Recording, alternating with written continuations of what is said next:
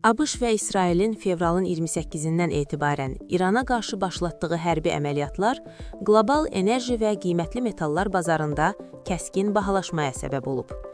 Global Net xəbər verir ki, artan geosiyasi risklər fonunda investorların təhlükəsiz aktivlərə yönəlməsi nəticəsində Brent neftinin qiyməti Asiya bazarlarında qısa müddətdə təxminən 10% artıb və $77 yuxarı qalxıb. Qızıl bazarında yüksəliş davam edir.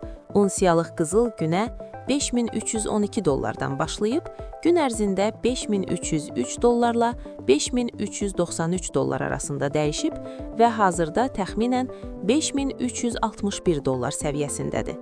Qiymətli metallar bazarında gümüş də bahalaşıb.